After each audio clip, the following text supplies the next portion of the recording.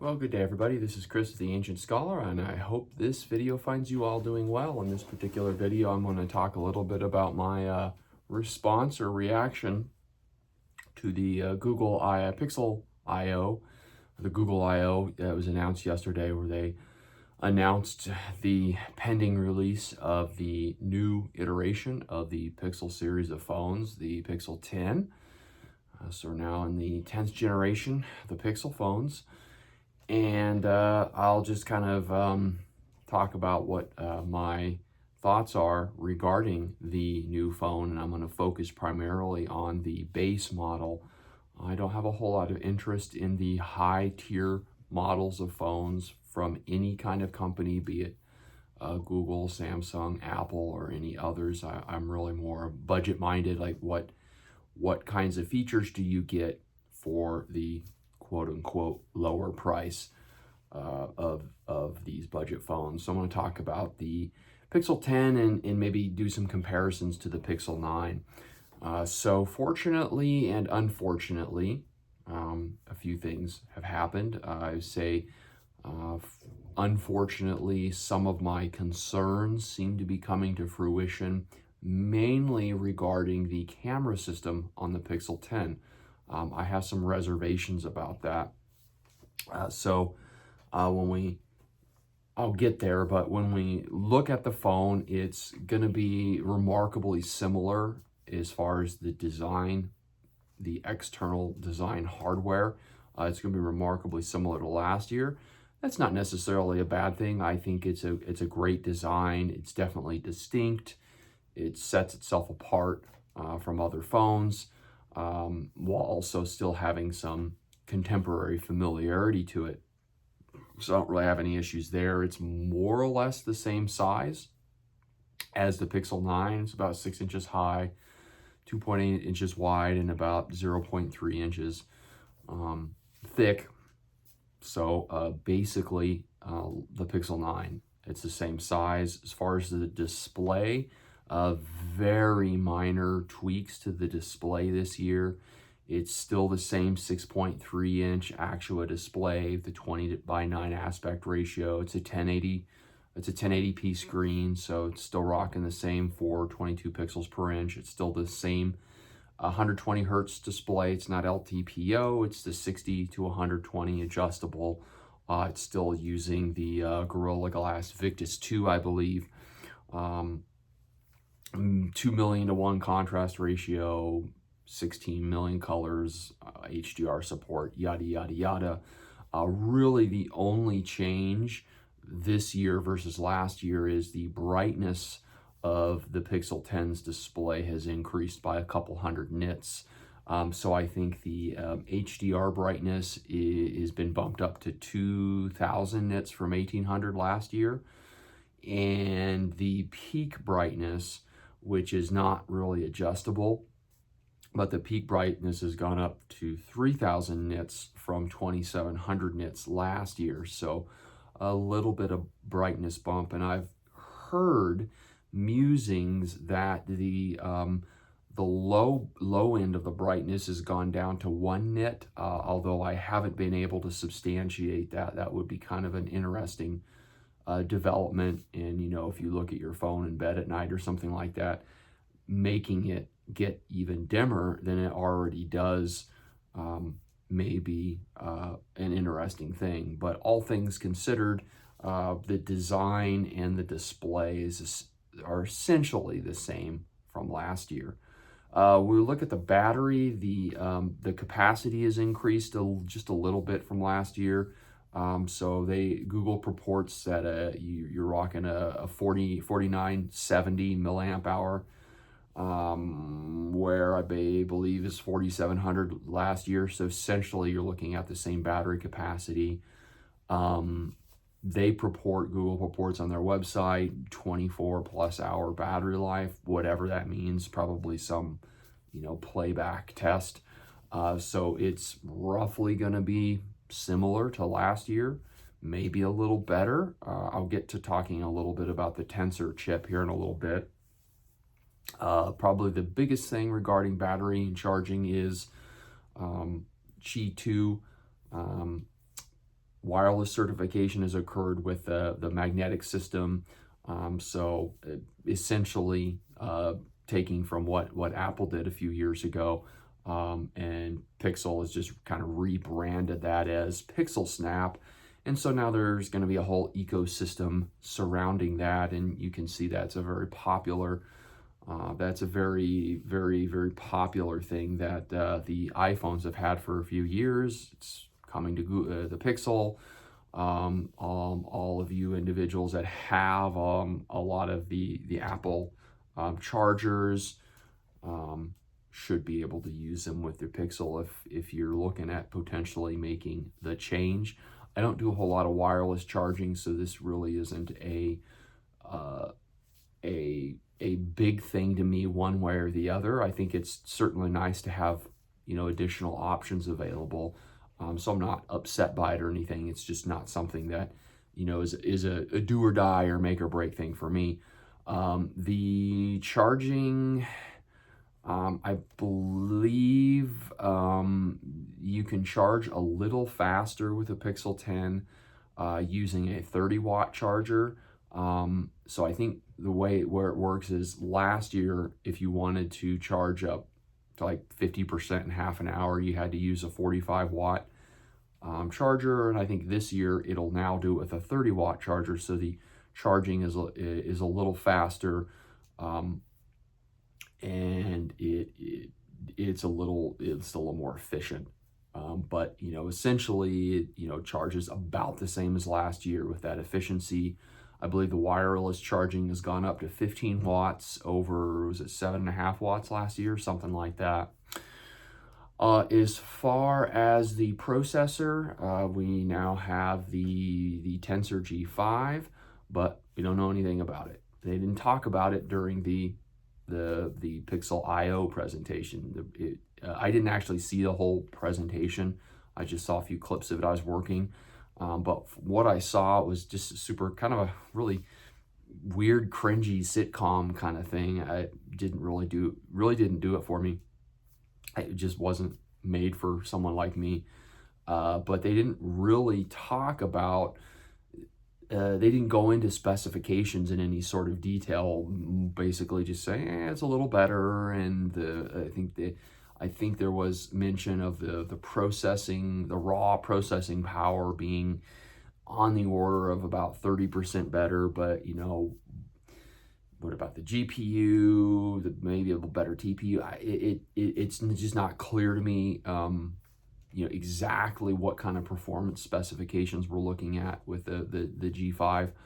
I'm presuming that it's going to be a little better, a little faster, a little more robust, probably a little more efficient. Of course, it's now using the TSMC foundry. Their 3 nanometer process versus the Samsung process on the prior Tensor chips.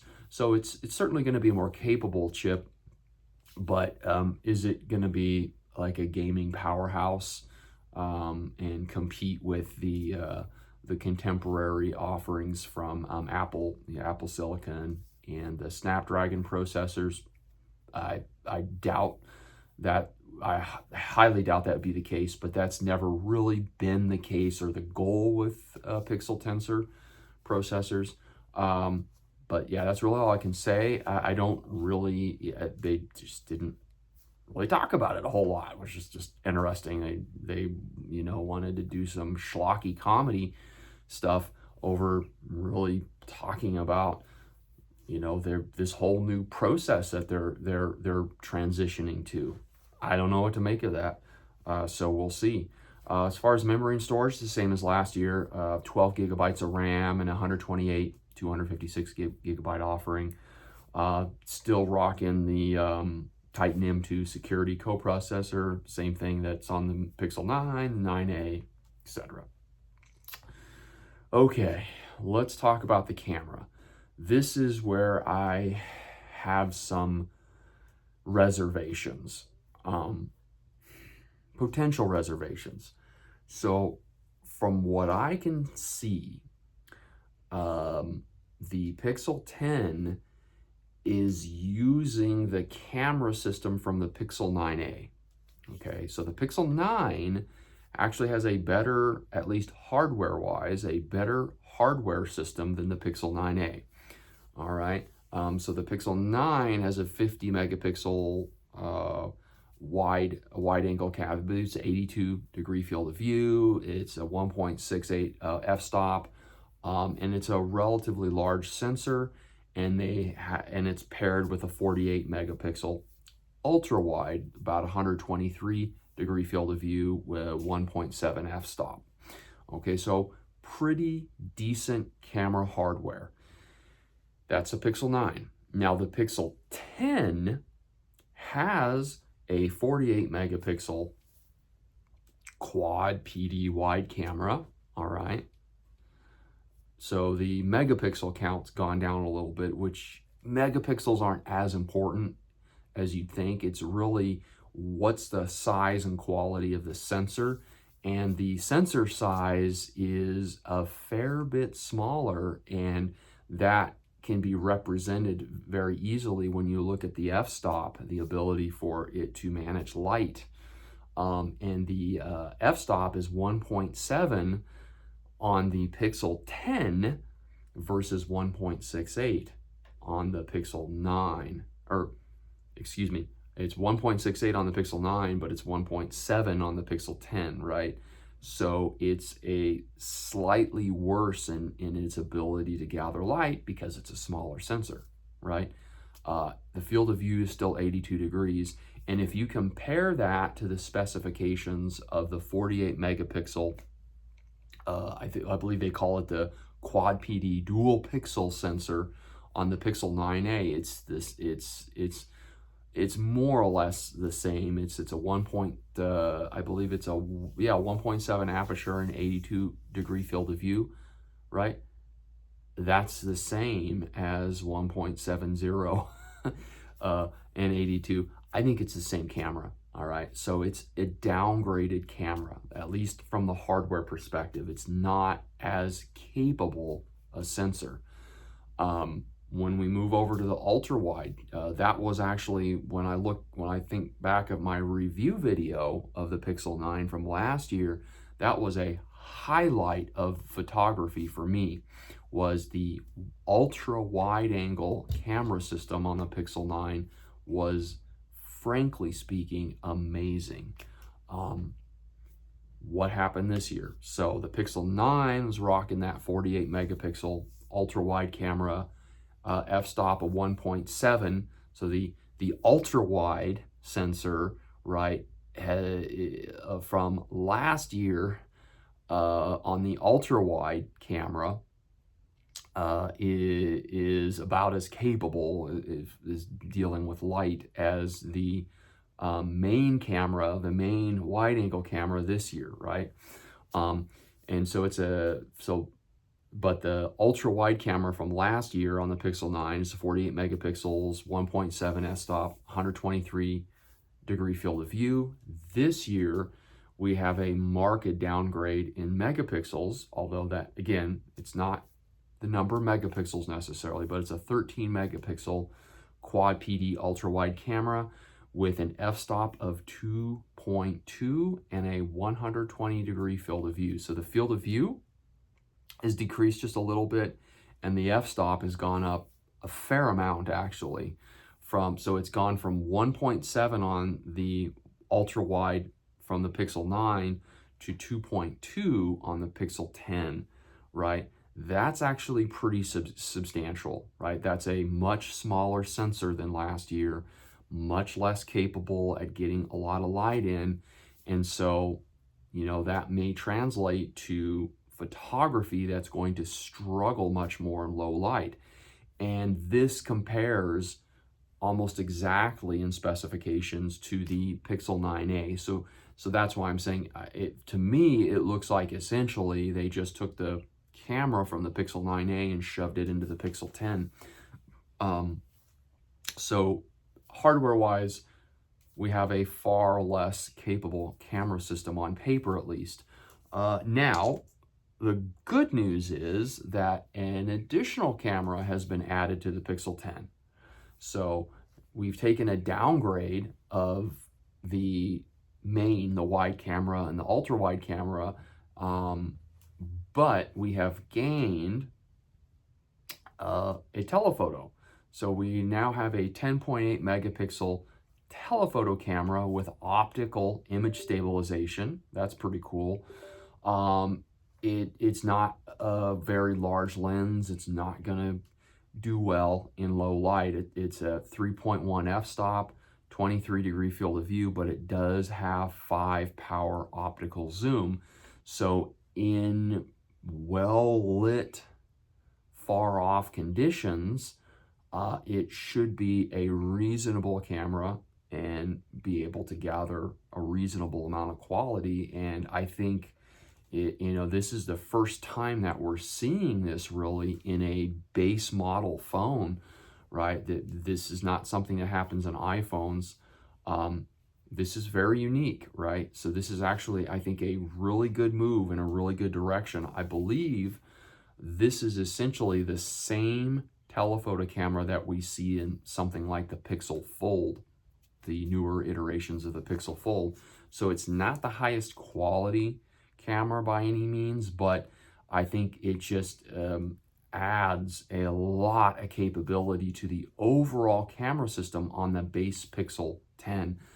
But the cost, the real cost is that there is, in my mind, some diminished quality of that system. Now, what remains to be seen is, can the image processing pipeline on the Tensor G5 overcome the hardware limitations of the camera system and produce higher quality, or at least as high a quality pictures from last year? That remains to be seen. The only thing I would say is there comes a point where you can't realistically overcome certain hardware limitations, right? And Google is leaning very heavily into artificial intelligence. And so I believe AI is going to be able to clean a lot of the photography up, and that's probably going to put a lot of people off, because there are going to be a lot of people that are like, well, this isn't really the photo I took. I don't really seem to have those reservations, and I think it's gonna work, right? Like I said in the last video, my wife has a Pixel 9a, and it actually takes pretty good photographs. And again, a lot of that is the image processing pipeline. It's just great. Google has always leaned very heavily into their processing capabilities over other companies that lean maybe a little heavier into the actual hardware capabilities of their cameras, right? So there are different philosophies that are now competing here. So this isn't necessarily a deal breaker for me, but it is certainly a little disappointing, to say the least. But again, my wife's got a Pixel 9a. It's a lovely camera. Its photographs are competitive, if not better, than her. What does she have? Like an iPhone 14, maybe a 15, 14. It's 2-3 years old, so it's a contemporary iPhone. It's not the newest, and the 9a produces photographs that are more or less on par with her iPhone from the last few years, right? So it's not like, I don't think the photo quality is going to be poor. It's just, is the overall quality going to be substantially diminished from the Pixel 9? I don't know. So it's a little gamble there. It's interesting. As far as the video goes, it's really the same story as last year, 4K and 1080p video. The digital zoom is going to go up on the video. I think it was 7 or 8 power digital zoom last year. I think it's up to 20 times digital zoom on the video this year. So that'll be interesting. You might get some additional capabilities there, depending on how good AI can clean the video up. We'll see. The front camera is exactly the same as the Pixel 9 as far as I can tell. It's that same 10.5 megapixel front-facing camera with autofocus, 2.2 aperture, 95-degree field of view, which is interesting because I believe the front-facing camera on the Pixel 9a may be slightly better. I'm not sure about the sensor size, but the megapixel count's a little higher. It's a 13 megapixel camera on the 9A. The 2.2 aperture is the same, but the field of view is actually wider on the 9A. It's like 96, just a little over 96 degrees versus 95, but more or less you're looking at about the same kind of thing going on there. As far as the AI, the Pixel 10 has all of the AI stuff from the Pixel 9. There are a few additional things that have been added that are not going to be on the Pixel 9 or the 9a. So like the Magic Q is being added to kind of help you out and to kind of cue you in. And I don't know, we'll see how it works. I don't know what to say. There's a new that's like, it kind of like learns like what you're doing, what apps you're using, and it kind of like, hey, maybe you want to do this now, maybe you want to do that. So it's a kind of, it establishes your pattern of life and helps you out. We'll see what happens there. Obviously the zoom has been increased to 20. They call that the super res zoom of 20 power. That's all done by processing and AI. It's obviously the optical zoom is now 5 power with that new zoom camera. There's a new camera coach option that apparently, tells you and assists you when you're taking pictures. And I don't know, we'll see what that's about. There's apparently now an auto unblur thing that's been baked into the Pixel 10 that is not going to be on the 9 or the 9a. There is now like an auto best take that's happening. It's just kind of automatically doing all the stuff in the background, and we don't necessarily see that on the 9 or the 9a. There is the Pixel Studio is now coming to the Pixel 10. Sky styles, resize and move objects. I believe portrait blur is coming to the 10, was not present on the 9. I think the 9a actually had portrait blur. It's kind of a weird, mix of things. And obviously the zoom enhance. As far as video features, same kinds of things that we saw last year. As far as audio goes, as far as I can tell, it's the same audio set up last year. Stereo speakers, 3 microphones, etc., etc. It's going to come with Android 16 out of the box. I don't know if it's going to be rocking the new Material Expressive coat of paint on top of Android 16 out of the box. I know it's really close to being released, so I'm not sure if that will be running out of the box or if we'll still have to wait for a Pixel drop in the upcoming months for that. I'm not quite sure. So that's kind of where we're at there. As far as some other things that it's not specified on Google's website, but enough people are talking about it. It does look like the Pixel 10 is now using the newer the 4.0 memory for the hard drive, which is faster, a little more efficient. So the UFS 4.0 or whatever versus the older 3 point something that the 9 and 9A 9 series of phones are using. So that should be helpful as well. The price is exactly the same as last year. I do know they're offering some pretty good trade-in. I got a really good trade-in offer on my Pixel 9, like $500 for trade-in. That's pretty compelling. Plus I had a couple $100 of Google store credit from when I bought my Pixel 9 last year. And so, you know, I could almost pay for the price of a Pixel 10 if I wanted to. I'm actually considering doing the trade-in, and instead of getting the base Pixel 10, getting a 256 gig Pixel 10. The 128 gigabytes that's a little anemic on storage in 2025 even for a base model phone. And I've just had to be really careful about my memory management on my Pixel 9, and I store all my photos on the cloud and that, but you kind of have to be a little careful, especially with video, high quality video, photographs, and things like that. It's really easy to fill up your storage there. If you buy a Pixel 10, you also get a free year of the high tier. I'm not exactly sure what they call it, but it's kind of like the high tier Gemini Nano plus the 2 terabytes of cloud storage. You get that for free for a year.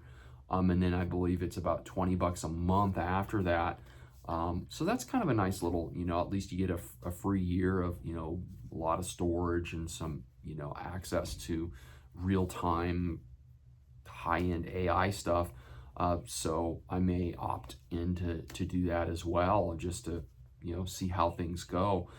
So all in all, it's not like a huge step forward. There aren't any substantial advancements that I can see.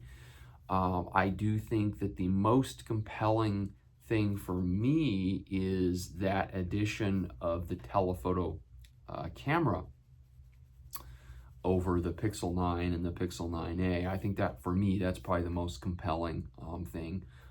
That's what I find most compelling, at least. And then, I'll be curious to see what the Tensor does. I don't really like benchmarks and all that.